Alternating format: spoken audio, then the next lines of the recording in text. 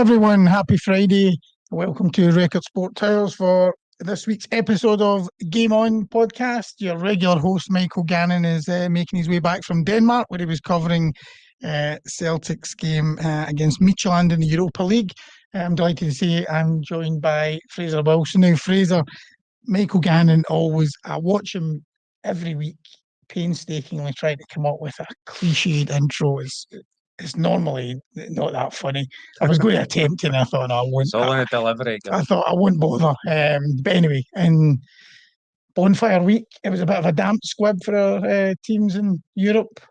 Oh, more Euro trash. Is that Euro trash? Euro trash. Remember that? It'd be much better laugh watching an episode of Euro trash. Remember Margarita Pragatan and all that guys? Remember? I do. Aye. So that's Euro trash. That's a tribute to Michael, who's not here. I'm sure he'll laugh. He wouldn't be out of place in Euro trash. He's the only one that laughs at his own. No, he certainly wouldn't. But it's probably the best place to start, Fraser. Just a reminder, everyone, that this is your quick fire podcast. We go through 10 topics and we've got 2 minutes to discuss each. We've got to stop on the whistle. It always runs a wee bit over, but we'll do our best to get as much crammed into those 2 minutes, Fraser. So we'll start with the Europa League. Good night for Aberdeen, to be fair. I mean, they got a battling draw, yeah. But Celtic and Rangers, more disappointment. Both of them going down. Celtic well beaten in Denmark, as we said. And Rangers the same, home to Roma in the later kick-off. Comfortably beaten in the end. Do you think both teams should disregard the Europa League now and just focus on the Premiership? Deal with them separately, but I don't think either should disregard it. That's just, I don't think we should ever disregard Europe. We've got coefficient points to think of first and foremost, and that's in both these teams' interest to make sure we salvage as many of those as possible in the last 4 match days. But Celtic, particular, 4 points, right? They've not been great, but they've still got a great chance of qualifying. I know they've got. You say a great chance, Fraser. Well, it's in their own hands, isn't it? They've got 4 games, right? 3 of them look extremely tough, but come on. The 2 of them will fall after the January window opens. So if they can make some serious signings, which I think they owe the fans, then why not go and qualify? And as soon as you get through that, even into a playoff round, you've got a chance of going deep. Right? We've seen it last season with Man U and Tottenham getting to the final. Bang average at best teams. Rangers, however, it looks like game over. It's a lost cause. 0 points for 4 games. That's horrendous. They've been terrible in Europe. But again, do it to the fans. A bit of pride. These fans are paying money to go and watch these games. So, but do you not think Danny Rowell, new manager, should just be maybe looking at those 4 games to experiment? Then I mean, if it's a lost cause, the experimenting can't be much worse than what they threw up last night, can it? Do you mean throwing in young guys? Or whatever, trying out new systems or whatever. That's not disregarding the game, though, Gav. That's using it for a different purpose. Well, no, because they've got to produce something for the fans and also to build momentum for the weekends. So you can't ever disregard games. Okay, and I kind of agree with what you're saying about Celtic. However, you know, in recent weeks, after each of the Europa League games, myself and Michael have looked at Celtic's fixtures and tried to plot out and do the sums where they might, you know, pick up points. But we always came to the conclusion they were going to have to pull a big one out the bag. Well, Midtjylland could be that night, but they were so far off it. So, I mean, do you honestly think they can go to Feyenoord then or go to Rotterdam? I know Rotterdam lost to Stuttgart the other night. Are they going to go there and win? Are they going to go to Bologna and win? I mean, where is it going to come from? I don't think they can be as bad as they were certainly in the first half last night again. They have to go and get a big result. The players of the majority of this squad has done it before. Okay, they had a better strike force, but look, Maida's fit again. Iheanacho might be fit by then. They need to go and get a big result, and I think they owe it to their supporters. You touched on Rangers there. Very poor. You know, Roma probably had another couple of gears to go through, didn't they? They were playing well within themselves. It was far too easy. The way they conceded the goals were far too easy. So much hype on the summer, you know, around the takeover, so much excitement, you know, the 49ers coming in on the American, you know, consortium. But do you think Rangers have actually gone backwards under these new owners? Oh, aye, without a doubt. I think the evidence there for all to see. 7 straight defeats in Europe now. What are they, 14 points off the top of the Premiership, 3 wins from 10 games in the Premiership. I think This is the worst Rangers have been since the return to the top flight. They've definitely gone back for last season, and that's saying something, by the way. The worst they've been in the top flight. I mean, worse. Yeah.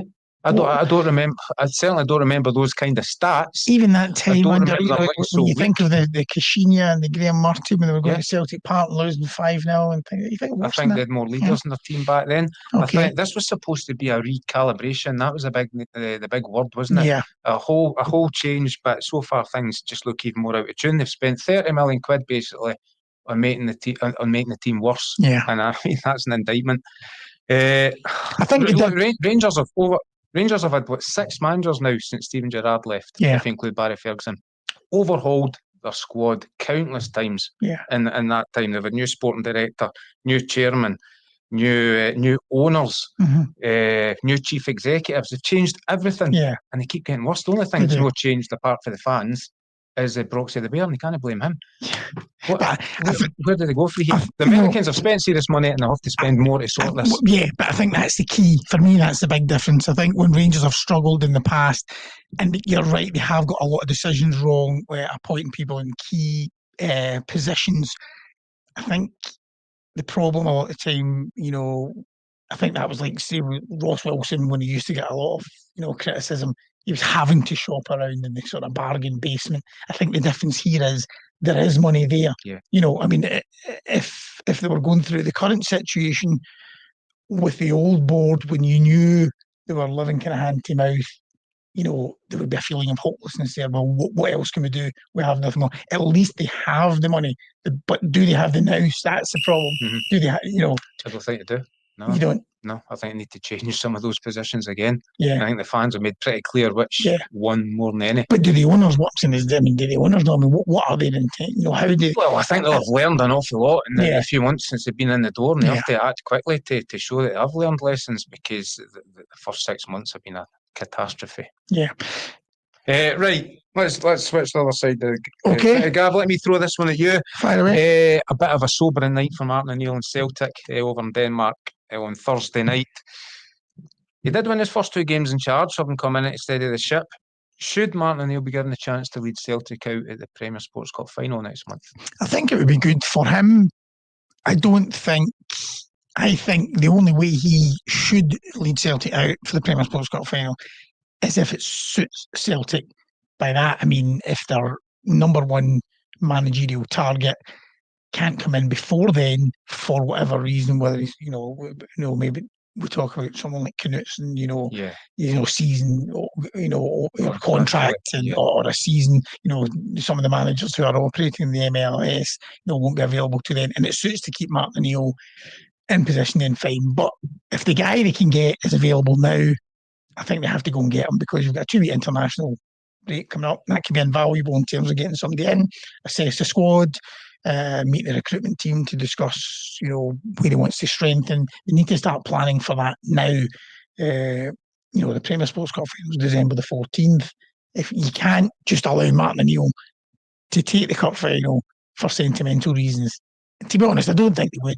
I can't imagine Dermot Desmond or any of the board would be thinking like that. It would be very professional. I think the fans would have gone for it before Thursday night, I have to admit. I think there was a feel-good factor coming back. Oh, yeah. That 90 minutes has just destroyed it. Yeah. You're right, it's a good point about building for the January transfer market, although you would like to think probably 75% of that work had already, if not been done, was well and truly underway. Celtic always speak about working 2 or 3 transfer markets ahead, don't they? So Brendan Rodgers would have been well involved with that. So them same targets should still be there. Yeah, I don't think even Martin O'Neill would want that. See, if he thought, see the way he has been speaking. I mean, if the board came to him and says, "Look, well, here's the guy we want," and he's available now, I am pretty sure he would be saying, as much as I would love to go to Hampden and it would be a great fairy tale story, he would be wanting the new guy in. Yeah.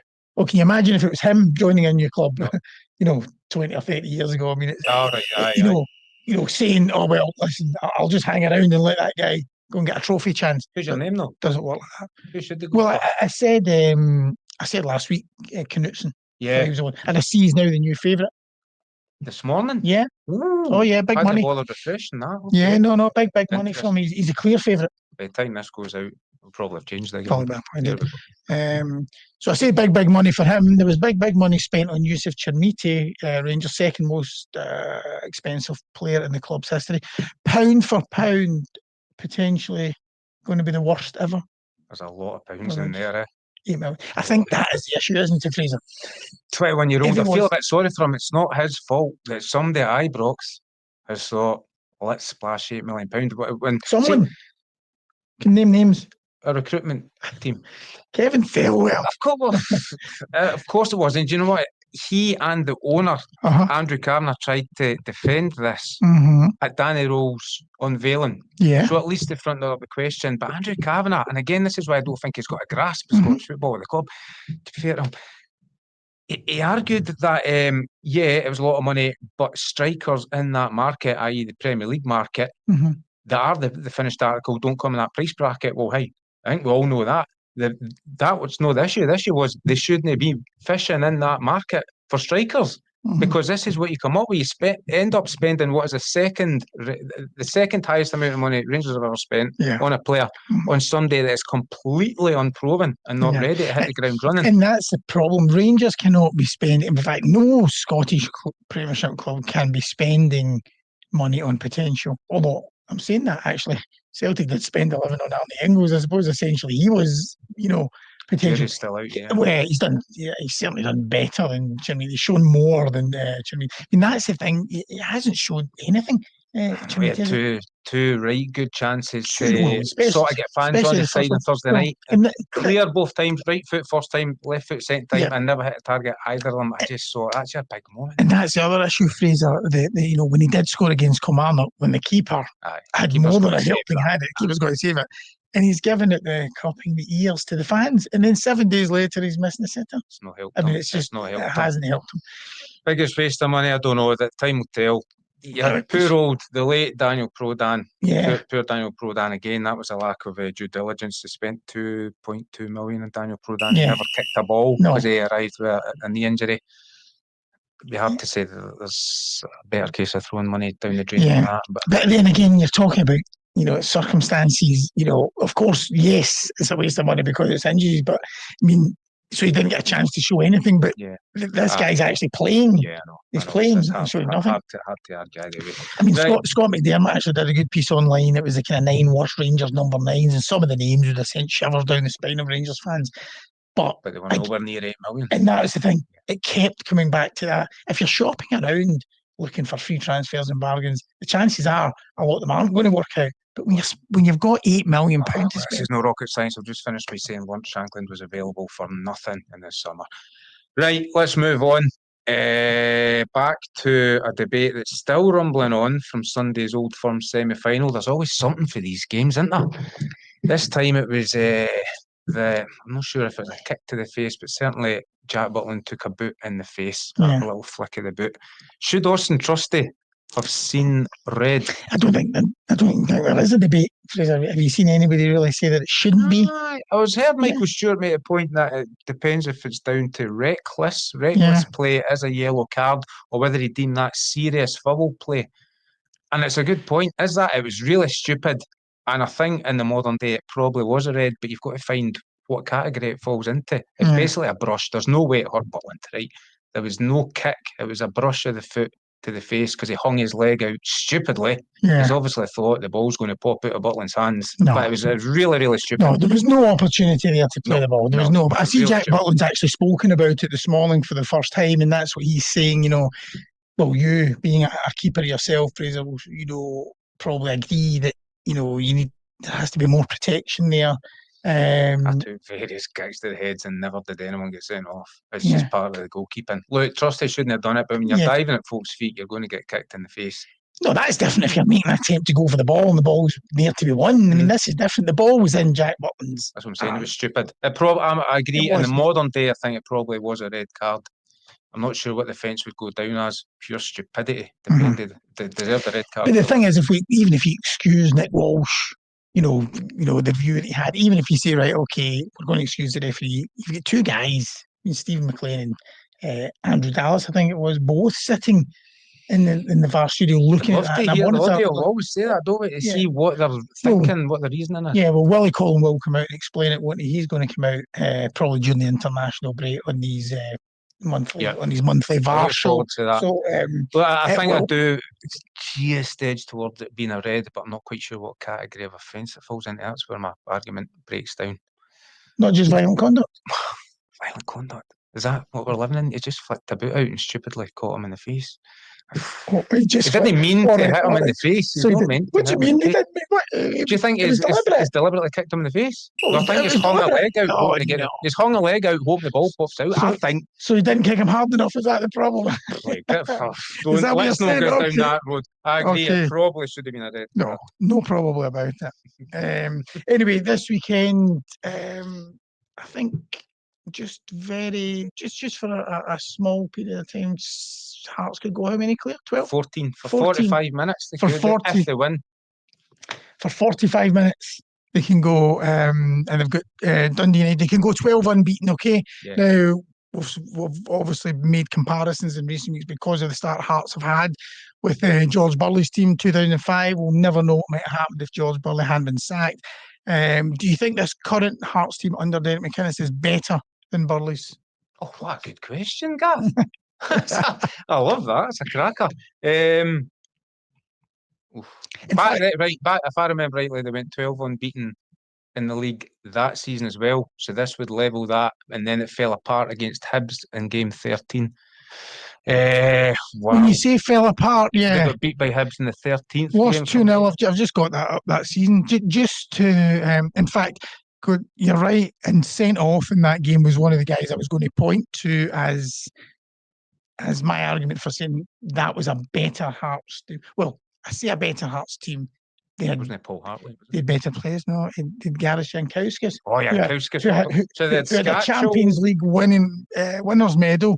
Scatchel, Bednar, Jankowskis. Do you know what? The key, like this team, the key Scottish backbone of Paisley, Craig Gordon, Andy Webster, Robbie Nielsen, Paul Hartley. Yeah, that was a right good team. So do you know what? I think man for man, that team was maybe slightly better, but I just feel Hearts as a club and the manager they've got in place more than anything, Derek McInnes, are in a better place. Yeah.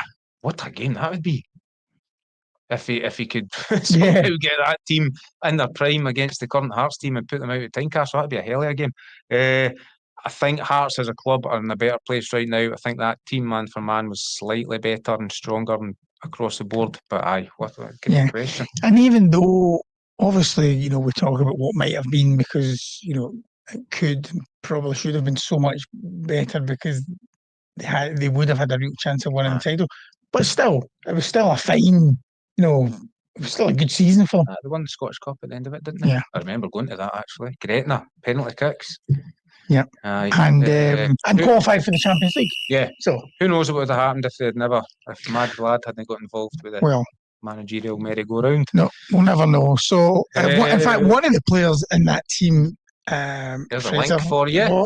It takes us right on to our next question because the number one was Craig Gordon. Still, I was going to say still going strong. Well, I mean, he's not played this season, so I don't know if we can still say he's still going strong. Still available. Selected this week, or selected by Steve Clarke for the Scotland squad. These huge games coming up, World Cup qualifying doubleheader. Angus Gunn injured. Craig Gordon, Liam Kelly, or Scott Bain. That's the three keepers included. Steve Clarke said when he was asked about who will play, he said it'll be Craig, Scott, or Liam. In his typical deadpan way. So, if he's not going to give us an answer, I want you, being a goalkeeping expert, Fraser, to tell us who do you think will get the nod and who should get the nod? Right, I'm going to start this with a major caveat that all three would be a gamble at this stage. And I only say that because Craig Gordon had that serious shoulder injury, which is so serious for a goalkeeper. It's one of the worst injuries you can get. But having spoken to Derek McInnes at the Hearts press conference this week, he's adamant that for 2 months now, since before Gordon got in the last squad, Craig Gordon has been training back at his top quality, 100%. He's ready for it, he claims. So taking Derek McInnes on his word, I think the safest bet would be to go with Craig Gordon. He's been there and done it. If he's 100% fit, he's got the he's got the experience, he's got 81 caps, he's been in this situation before, and he's got, I think, that calming presence that you need behind the back four, because these are two monumental games. To throw Scott Bain in, he's the only one playing, bizarrely, so there is that argument, but he's not been in the Scotland squad for 6 years for a reason. Liam Kelly, good goalkeeper, but I just think out of the three of them, I would hang my hat on Craig Gordon more than others, but it's still a gamble.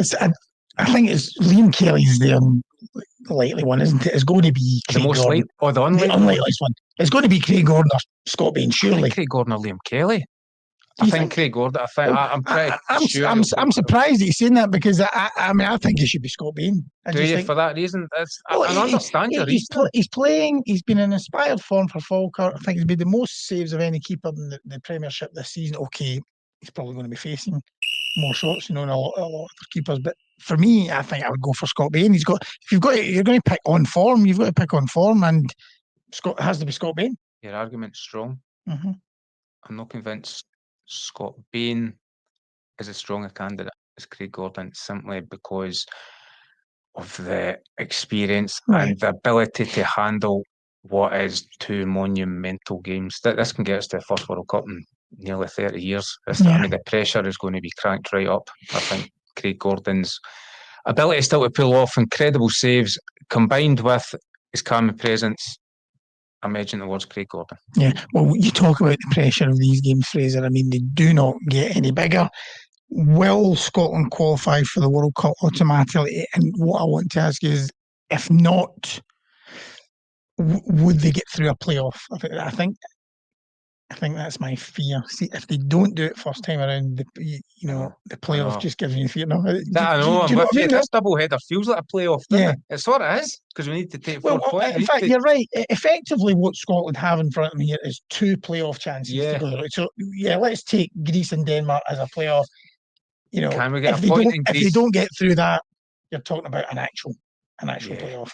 This is such a difficult double header coming up. Greece are out. Greece are out. They're vulnerable. It can go both ways. It can go both ways. Relax and just express themselves. You're right, but they are, what we have discovered from playing them, a few times in recent years, is they are, they are vulnerable at the back. I think that has to be the approach for that first game. I think their home form's also not been as good as their away form, is it? That's right. So they're hammered by Denmark. They've got to go in the front foot, Scotland. They've got to attack. See, to answer your question, I think we will get through in the next fortnight, and I'm basing that on the fact we can't be as bad as we were in the last double header, and we managed to get full points for that. Steve Clarke had a very timely shot. It's unlike him, public shot at his players for that performance against Belarus. Was it, he said, the worst in his time? Regressed has been or something. I was pleased to hear him say that, because it was terrible that day. I think these players know what's in front of them. They've got the experience and enough big game players in there to handle it. I think we can get a draw in Greece, and then we've beaten Denmark at Hampden before. I fancy us with a Hampden crowd behind us to do it, because I don't fancy going through a playoffs next month when you see some of the names we could face: Turkey, Ukraine. I looked at the 4 most likely opponents in Romania, Albania, Slovakia, and Kosovo. Possibly toss of a coin with them. Kosovo get some results, though, don't they? Not saying it's easy, but the fear is getting like heavyweight like Italy or something in the final, isn't it? I mean, that is a worry. Knowing Scotland's luck, we would end up doing that. Talking about heavyweights, do you think we'll do it though? I do. I think we'll do it first time around. I get the sense, actually. Do you ever just get the feeling it's just meant to be? I don't know. Even the way that we came back, sometimes you just get that feeling that it's just.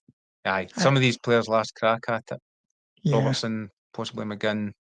Even Jack Kendry we spoke to this morning said they feel like a last chance. So we all need to take it as that, treat it as that. Yeah. We talk about heavyweights switching ball shape, and rugby. Scotland face the All Blacks at Murrayfield the last autumn test. Have never beaten New Zealand, as we know. I think that's 120-year unbeaten record for New Zealand against Scotland. But when you talk about when it's meant to be, I'm talking about Scotland just meant to be the World Cup. It's a century of Murrayfield being the home. Birthday party time. Birthday party time. Do you ever get? Remember Celtic when they played Barcelona and they got that win? That was on their a milestone birthday, wasn't it? The Tony Watt win? Yeah. Was it? Yeah, it definitely came on a birthday. For Parkhead? No, for Celtic. No, I'm sure it was for Celtic. Was it not 23rd? At the time. Anyway, November. we're talking about the oval ball. Sorry, on you go, right, sorry. What a start that is, 120 years, no wins. Frightening prospect, the All Blacks, aren't they? When they do the haka and all that. I think they're still number 2 in the world rankings for a reason. Powerful outfit. By all accounts, were quite rusty against Ireland last week when they eventually overcame the Irish, but as Brendan Rodgers might say, a rusty Ferrari still keeps a nice shiny Honda Civic, doesn't it? Yeah. I don't know. With the whole, look, again, is this the time to do it with the Murrayfield birthday? What are you pointing out here? No, I was just pointing out, of course, that was a big story yesterday, wasn't it? Gregor Townsend, yeah.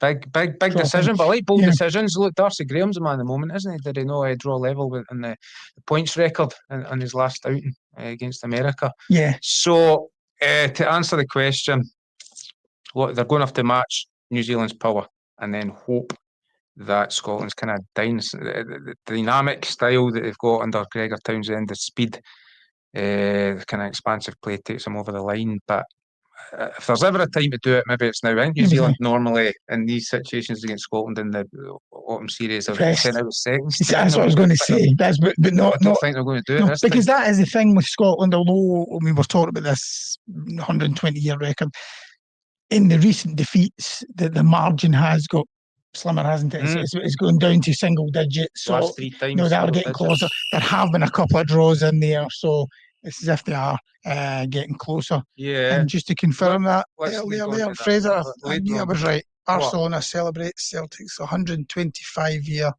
history. So that was 2012. Right enough. Good memory, eh? Well done. Well Good done. Memory. Anyway, let's wrap up. A couple of weeks ago, Fraser, Michael and I put up a great double 70-91. We were patting ourselves in the back last week, said let's give it another bash, and it was a spectacular failure. So you've not got a lot to live up to, but I think on the back of Scotland, New Zealand, what's your sort of outside bet for the weekend, or just any bet, and then I'll throw mine out quickly, right, and then I'll let you take over. You're more of an expert in this, but just because because we're coming off a New Zealand Scotland question, I had it pointed out to me that Scotland plus 8 points is even money. Right now, as you mentioned earlier, the last 3 meetings have all been single-digit wins for New Zealand. So taking that into account, Scotland plus 8 points, there's a chance to go and double your money. Oh, but listen, even money's fine. Listen, if you double your money, it's worth a flutter. A win's a win. Not the most earth-shattering. So take us away. What's your? I've had mixed fortunes in the last couple of weeks. 2 weeks ago with football bets, I had 1 up, 1 down, 2 correct scores. So I'm going to switch to the GGs this weekend. So I've got one picked out. There's a big meeting at Doncaster on Saturday, and in the 3:45, I'm going for a horse called Castle Cove. And you can get on that at odds of, I think 7-1 was the best that I could see. 7-1, 3:45 at Doncaster, Castle Cove, lightly raced this season, 4 outings. I'm not reading this off a script, by the way.